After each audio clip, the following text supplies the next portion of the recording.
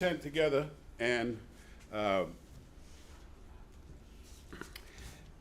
I'm going to ask you to notice something. As I asked you when we read chapter 9, how many times Job would use the term he and him as he referred to God, and how the Lord really was the emphasis of everything that Job said. And if you follow it in chapter 10, as we read through it, what you're going to find is not so often does he use he and him, but he uses the word you and yours, because again, he's giving God the glory in everything. So let's read the chapter.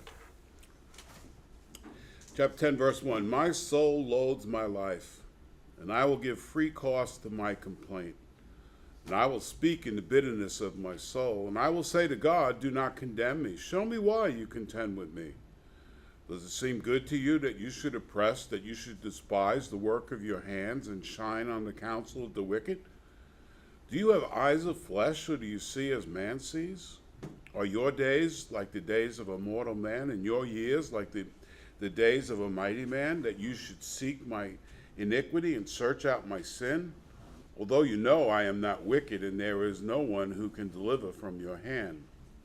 And your hands have made me and fashioned me, an intricate unity, and yet you would destroy me. Remember, I pray, that you have made me like clay. You've turned me into dust again. Did you not pour me out like milk and curdle me like cheese, and clothe me with skin and flesh, and knit me together with bones and sinews? And you have granted me life and favor, and your care has preserved my spirit. And these things you have hidden in your heart, and I know that this was with you. And if I sin, you mock me and will not acquit me of my iniquity. If I am wicked, woe is me, and if I'm righteous, I can't lift up my head. I'm full of disgrace. See my misery. If my head is exalted, you hunt me like a fierce lion, and again you show yourself awesome against me, and you renew your witness against me, and increase your indignation towards me, and changes in war are ever with me.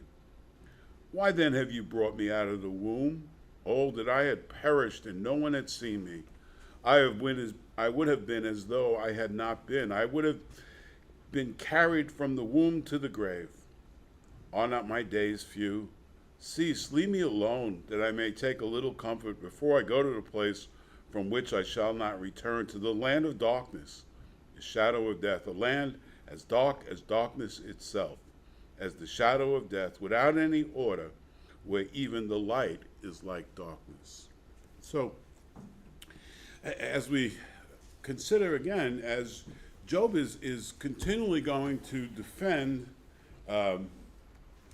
his integrity as far as his relationship to God in the midst of the great tragedy that has taken place to him personally, as we know very well right at this point, that his life has been turned basically upside down, inside out, and also the fact that his friends have come to him, and his friends have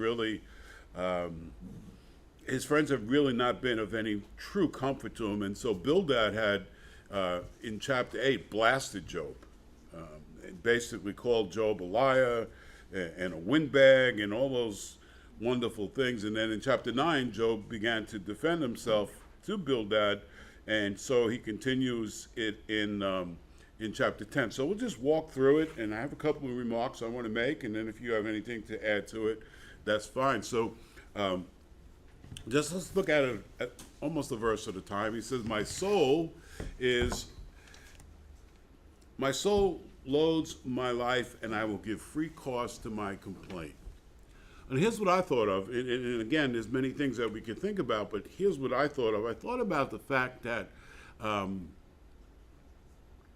Job's life is, well, let me put it to you in a question form. What's worse, physical issues or issues of the soul?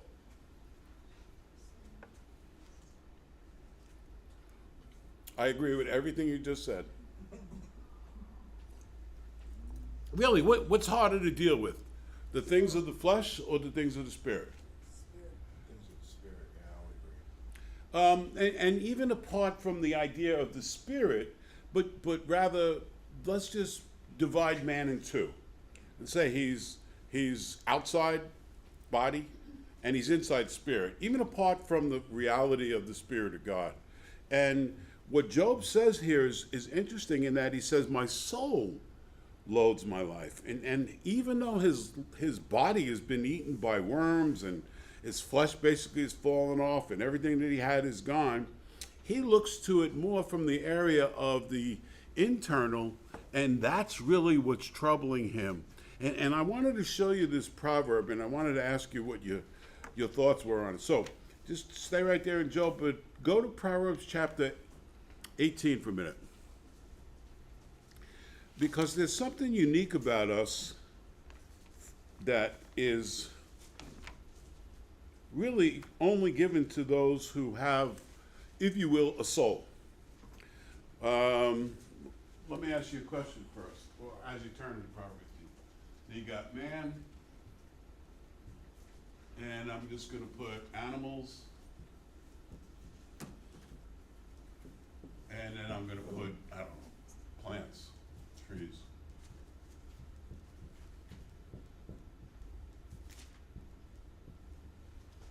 Okay, how many would agree that man has a soul? Would anybody disagree that man doesn't have a soul? Would anybody like to truly define what that means, soul? Not yet. So man has a soul. Okay. Animals. They have a soul?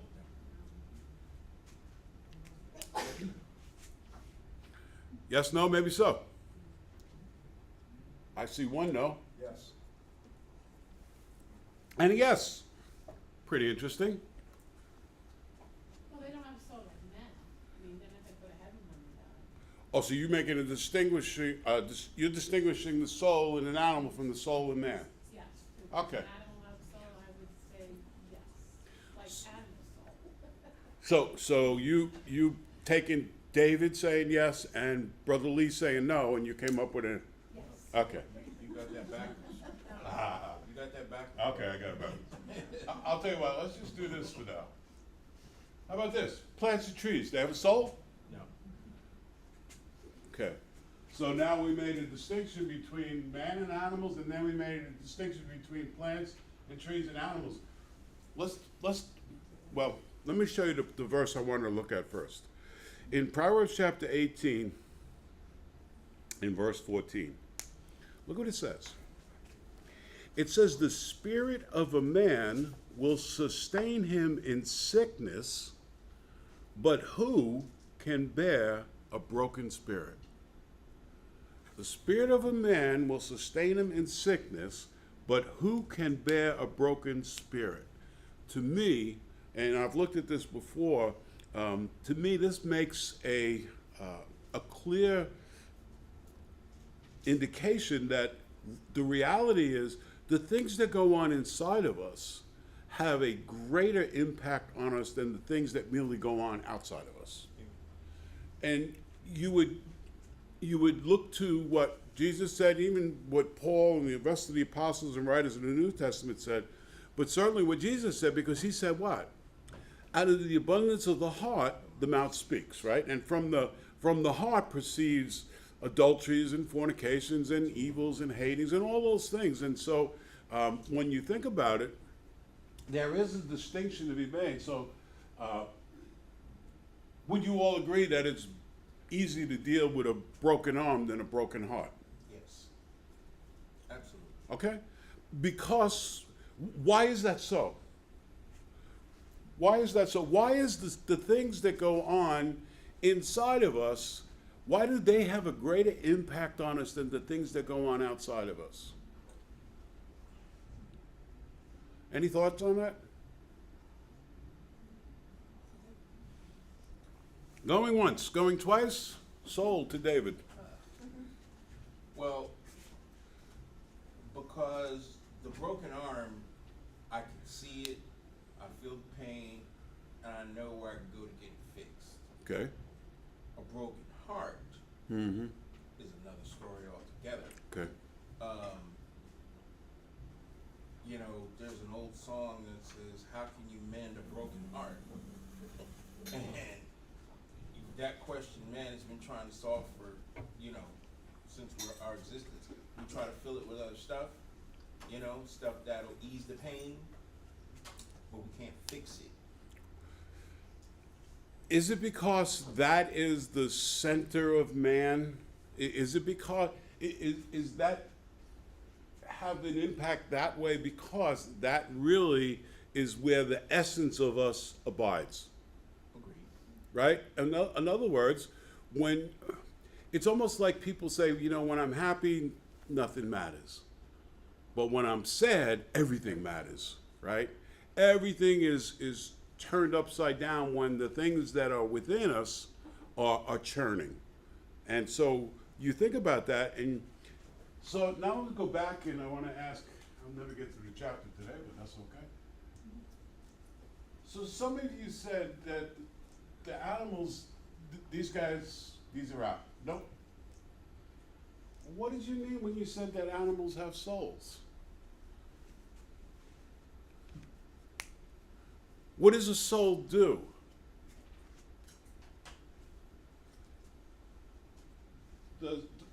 How would we, would I be right if I did something like this and I said that a soul means you have rational thoughts, you have conscience? Sister, I don't know if I spelled that right, but it looks good to me. Okay. Are animals, are they rational? What does it mean to be rational? Well, what's the big difference between your soul and your mind or your brain? I know the brain is a physical organ, but Yeah. the rationality and the Yeah. conscience and all dwell in your mind. What I'm trying to say is, when you try to define what a soul is, it's not, you can't just say it's this, and that's all it is, right? There are component parts of it, right? One of it is that you're rational. And what does it mean to be rational? It means you have the ability to think, right? Not only do you have the ability to think, but you act upon the things that you think about. Agree? Right. Okay. You also have a conscience, and that conscience has been implanted in us by God, right? And Paul speaks about that in Romans, and he talks about how our consciences are either constantly doing what? They're either excusing us or accusing us. So when you think about it, and you think about, and Job says, my soul loathes my life. He's looking at his life, he sees the things that are taking place, and he is making perceptions, and he is seeking to work through it. Do animals do that? Does an animal, in that sense, is an animal rational?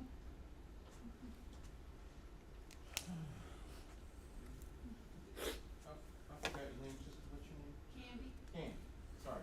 that's okay. That's Andy's candy. Right. Yeah, I knew that. I just forgot. I apologize. But yeah, what you mentioned about how animals don't have souls in relation to man, or it's different. Yeah, I would agree with that. In the broader sense, animals don't have souls that are redeemable, so to speak. But dogs, cats, every animal has a point of view that they're coming from. And that main point of view is survival. And whatever they gotta do to survive, that's what they do. Now, that would lead to them having a sense of rationale, a sense of reason. I gotta go catch this guy, and I gotta bite him in the throat so I can eat today. That seems more like a reaction than a rational. No, it's not a reaction. That's survival. If that's what you gotta do to survive, you say, okay, there's one, I can catch that one, and I can do what I gotta do to stay alive. Is that instinct? It is. See, is instinct the same as being rational? Let me ask you this. And I knew I was gonna stir up some stuff, but I like to stir a little bit. When a dog looks up at the stars in heaven, what does he think about? You can't express it. Well, before we say he can't express it, Yeah. does he think of it the same way a man thinks of it? Probably not. Does he have a conscience, and is that conscience towards God? Or is it that God has implanted within animals, and we've already excluded plants and trees, right? Right. Although, I mean, and I know I'm probably making too much out of it, but it does say that the trees clap their hands at God. Right. But I'm going to leave that alone because I'll get myself in a whole lot of trouble.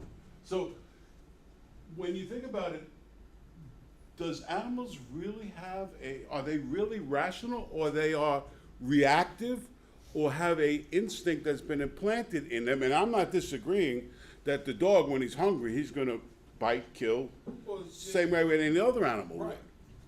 But does that make someone rational? Because to me, when you talk about being rational, that means you look out into your world and you're able to take in that world, and then you react based upon that, and then you act. Right. Is that the same in animals as it is in man? I'm going to show you something. Go to Ecclesiastes for a minute. And again, we don't usually talk about this stuff, so I think it's worthwhile to consider it. Ecclesiastes and chapter 3.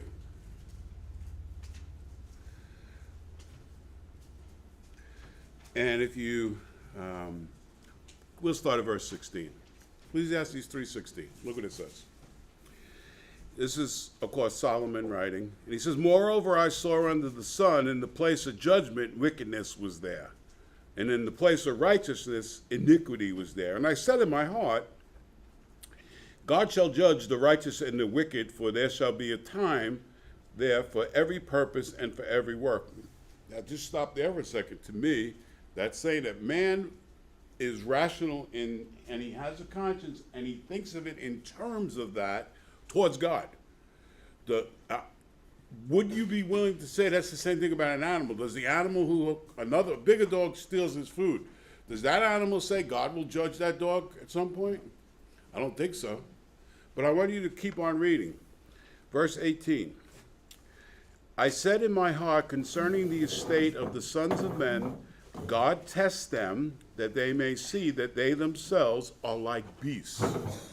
For what happens to the sons of men also happens to beasts. One thing befalls them. As one dies, so dies the other." Okay, so we can at least gather from that what he's saying there is that both man and animals, they have a beginning and they have an end. Basically, you could, if you really wanted to, you could include trees and plants, right? You can get into this idea of animals and perennials and all that stuff. But my point is, at some point, they come into existence and then they go out of existence. Agree? Okay. Then look what he says. So, as one dies, so is the other. Surely they all have one breath. Man has no advantage over beasts, for all is vanity. All go to one place. All are from the dust, and all return to dust. Look at verse 21. "Who knows the spirit of the sons of men, which goes upward, and the spirit of the beasts, which goes down to the earth? So I perceive there is nothing better than a man should rejoice in his own work, for that is his heritage." What is that saying? What is that saying about the immortality of the soul? He says the spirit of the man goes where? Upward. What does it say in Hebrews? It's appointed for a man once to die, and after that comes what? Judgment. Okay. Is it appointed once for a dog or a cat to die, and after that comes the judgment? The Bible doesn't say so. I don't know if I want to touch that answer. No. Does it? So he's saying that like he doesn't know? Oh, I don't think he's saying it like that, brother. I don't think he's saying he's not sure. What he is saying is that everything has a beginning, everything has an end, and in that sense, man's no better than the beasts of the field because they're both going to die anyway, right? They're both going to go back into the ground. But he does make a statement about the spirit of a man goes upward and the spirit of the beast goes downward. And of course, he doesn't deal with this thing. So, Only man has discernment. okay, so you put in this word, I'm going to write that down, sister. What do you mean by discernment?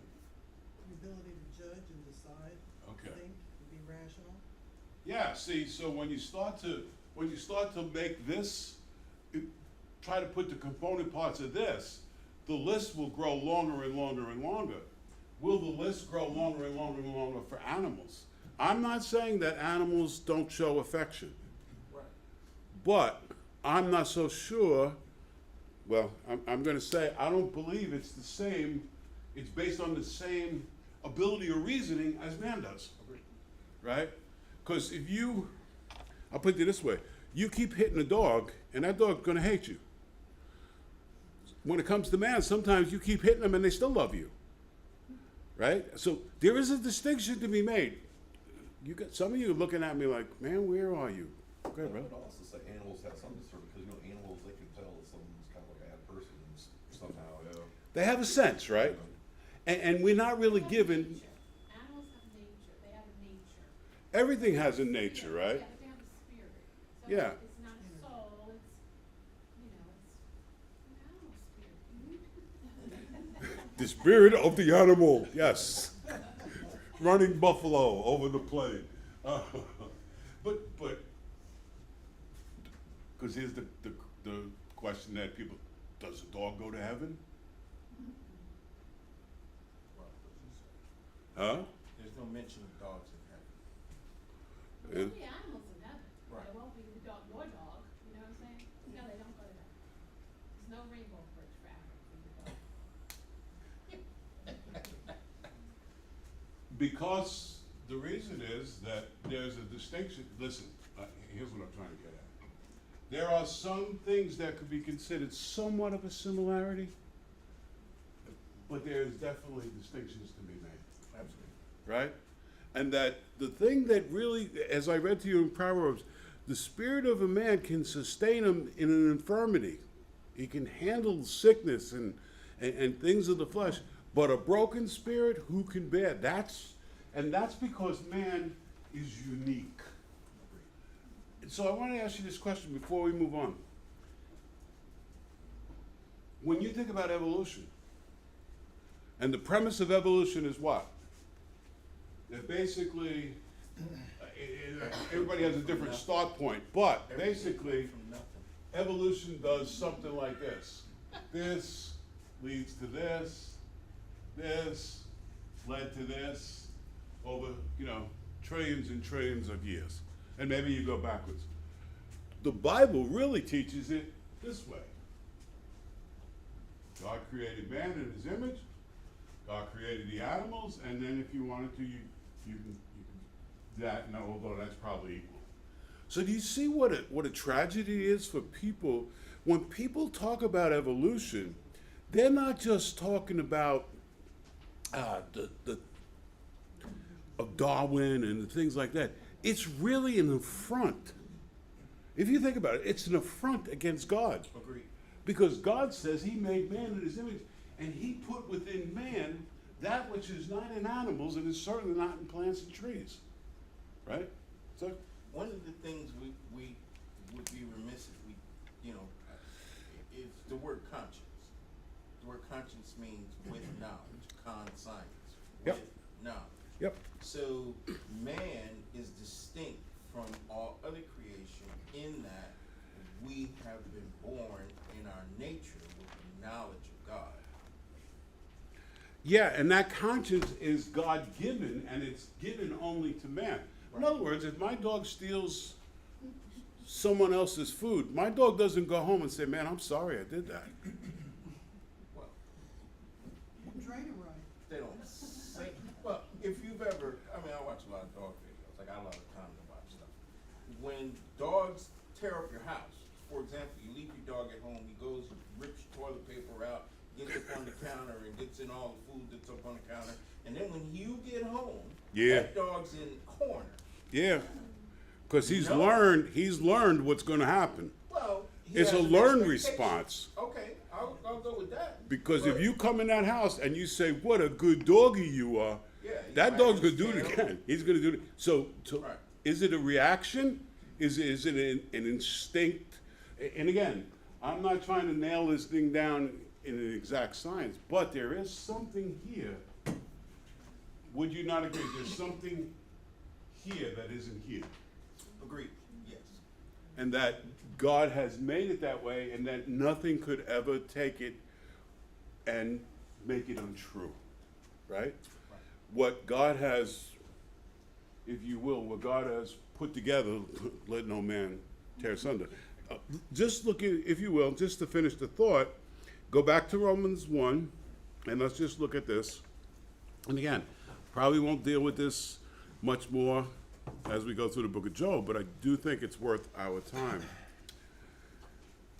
And look what Paul says, that we could really, should, even if you pick it up at verse 18, which is, of course, so familiar to all of us. The wrath of God is revealed from heaven against all ungodliness and unrighteousness of men, not animals, not plants, not trees, who suppress the truth. And that's another part of this, these things, being rational and having a conscience and being able to discern, is that there is in man and God laid element of what? Truth. And now Paul says, and he says when men look up, they can see what? Design. Right. And what does that design mean? Well, if there's design, there has to be a designer.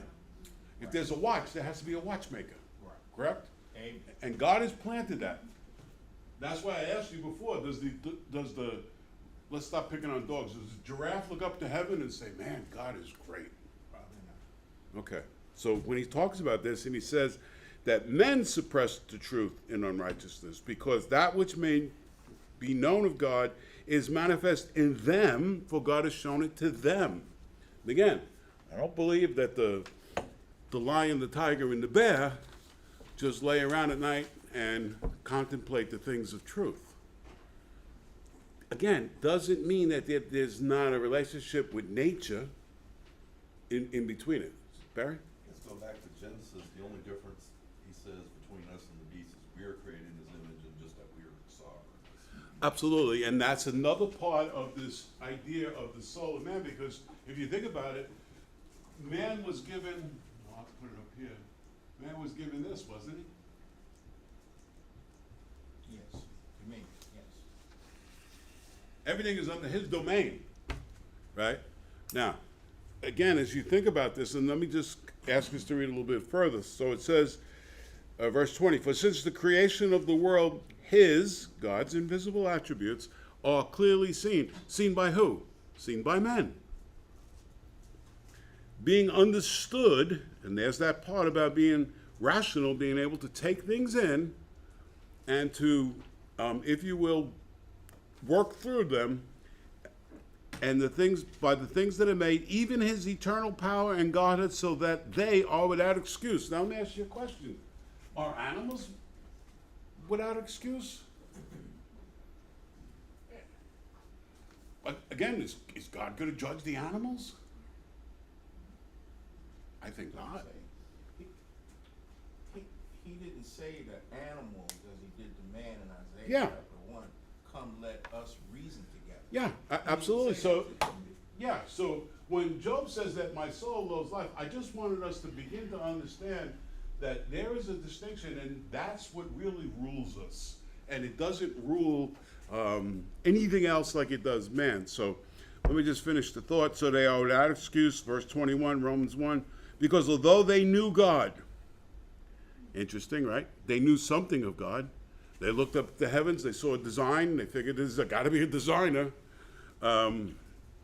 They were without excuse because they weren't thankful, and they became futile in their thoughts, and their foolish hearts were darkened. Professing themselves to be wise, they became fools, changed the glory of the incorruptible God into an image made like corruptible man and birds and four-footed beasts and creeping things. So, let's stop there for a second. Do animals have a consciousness of a God? I mean, it says the lions roar at night as they wait on God to feed them. But it's still not the same, is it? Can't be. Professing themselves to be wise, they became fools. Around Christmas time, I'll tell you what I think about verse 23. And for you who don't, here's what I think about verse 23. That changed the glory of the incorruptible God and made an image like corruptible man, that's Santa Claus, and birds, that's Thanksgiving, and four-footed beasts, that's the bunny rabbits, and creeping things, that's Halloween. So you do whatever you want with that. So God gave them up to uncleanness in the lust of their hearts to dishonor their bodies, who exchanged the truth of God for a lie, worship and serve the creature rather than the Creator, who is blessed forever. Amen. For this reason, God gave them up to vile passions, for even their women, and we keep on reading, but I wanted to get down to the point where it talks about how God gave them over, and they have, their conscience will either accuse them or excuse them, and that conscience is always the prominent voice, if you will. And that everyone has it, and that it is distinct in man, and it's not the same as in animals. Although, again, I don't believe animals worship other animals, do they? They might be afraid of the bigger dog, but that's different, right? Thoughts? Any other thoughts? Okay. I just wanted to at least get that out. Okay, go back to Job then. Let's see if we can just do a little bit more. Because that's what he says. He said, my soul loathes my life. Then he says, in chapter 10, verse 1, I'll give free course to my complaint. So what he's really saying is he's in a mess. He's in a world of hurt, and yet he's going to acknowledge God, as I said, as we read through the chapter, but at the same time, he says, I'm going to complain. And one of the things about that is that his emotions are, if you will, all churned up, aren't they? And how many times do we say something like this? I know what I ought to do, or I know what I want to do, or I know what I should do, but I just don't feel like it. And that when you think about that, and Job, as he says, my soul loathes my life, but I'm going to give free course to my complaint. I'm going to speak in the bitterness of my soul. And again, where does it reside? In his soul. Just as that proverb says, a broken spirit who can handle. I will say to God, do not condemn me. Show me why you contend with me. And that's an interesting thought too. What is he asking God to do but to show him? Well, let me put it this way. Is that a good question to ask God? Why you contend with me? Why are you doing this to me? How many of us would say that at some point in our life we have said that? And if not verbally, at least inside, why me? Yeah. Why did this have to happen to me? And in that sense, we are doing what? Would that be a form of complaint? Or you could actually want to answer. Okay, so that was my question. Is it right to ask that question, why are you contending with me? Brother, you gonna say something? Oh, Lee, I thought you were. Is it right to ask God why he contends with us? Well, if you're thinking it, he already knows, so I don't think it's wrong to ask. Does God afflict willingly? The psalmist says no, God doesn't afflict willingly. Sir? Job didn't understand that all things come from the hand of God, both good things That's one of the themes of the book, right? Is that Job can't figure out how the wicked and the righteous, many times, you can't outwardly discern anything from that, right? And yet, what does his friends do? His friends, in a sense, they say that Job is wicked, and it's basically sow and reap. At least that's the way I understand it. So they have a different set of perspectives. Although they speak a lot of truth, don't they? They sure have up to this point. They speak about God as sovereign, but yet they cannot get to the point where Job maintains his integrity before God, and yet he's puzzled. Isn't that, again, like us sometimes?